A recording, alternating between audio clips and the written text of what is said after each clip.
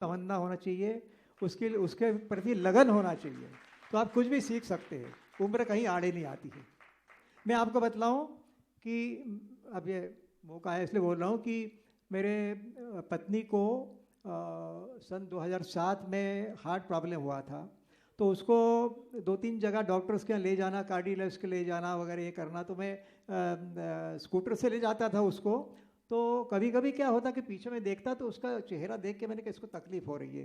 तो फिर मैंने डॉक्टर से कहा, डॉक्टर बोले कि आप एक काम करो कि इनको 2 व्हीलर या 3 व्हीलर में मत बिठाओ, आप इनके लिए आप कार की 4 व्हीलर की व्यवस्था यदि कर सको तो करो।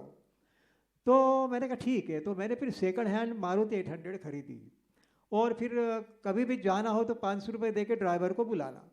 तो मेरे को मिसेस ने कहा कि बोले ये डब्बे को बाहर करो, या तो आप खुद सीखो या फिर इसको मत रखो बोले। तो मैंने कहा ठीक है मैं जाता हूँ। तो मैंने फिर क्लास ज्वाइन किया। उस समय मेरी एज थी 72। जब मैंने क्लास ज्वाइन किया और 2 बार 15-15 दिन तक मैंने क्लास ज्वाइन किया। उसमें क्या हुआ कि एक मेरे को ऐसा मालूम पड़ा कि उज्जैन में हमारे एक मित्र है, तो उनकी मिसेज जो है धनतेरस के दिन बाहर रंगोली बना रही थी। और उस समय क्या हुआ कि उनके पड़ोसी जो है उसने नई कार खरीदी थी, उसने नया सीखा था वो, तो ऐसा रिवर्स गाड़ी ले आया वो। और रिवर्स गाड़ी लेके जहाँ ब्रेक लगाना चाहिए वहाँ उसने एक्सीलेटर पे पैर दबा दिया, तो उनके ऊपर से गाड़ी निकल गई और वहीं के वहीं। तो ये बात जब मैंने सुनी तो मैं ठंडा पड़ गया। मैंने कहा मैं कार नहीं चलाऊंगा भैया। मैंने कहा मिसेस को, मैंने कहा मैं तो उन्होंने कहा नहीं नहीं ऐसा कुछ नहीं, आप भले 15 दिन की रेस्ट लो लेकिन कार। सेकंड टाइम फिर मैंने क्लास ज्वाइन किया और फिर शुरुआत की। तो मेरे एक मित्र थे केलकर, उन्होंने मेरे को मदद की। 1 महीना लर्निंग लाइसेंस था, 1 महीना मेरे साथ चले वो। उसके बाद फिर उन्होंने कहा अब तुम चलाओ, परमानेंट लाइसेंस आने के बाद। तो मैं एक हमारे कॉलोनी के थे, वो मेरे बेटी को बोले कि तुम्हारे पापा राजवाड़े तक कभी जा ही नहीं सकते बोले।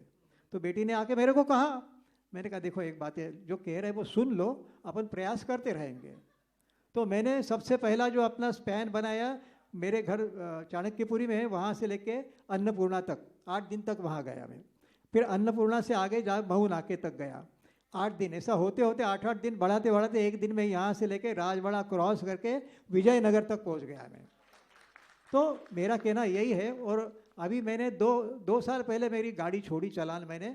तो मेरी बेटी हेमा, वो मतलब मेरा बेटा ही है समझ लो, हर बात में मेरे साथ रहती है। वो मेरे जीवन का सबसे बड़ा आधार है वो।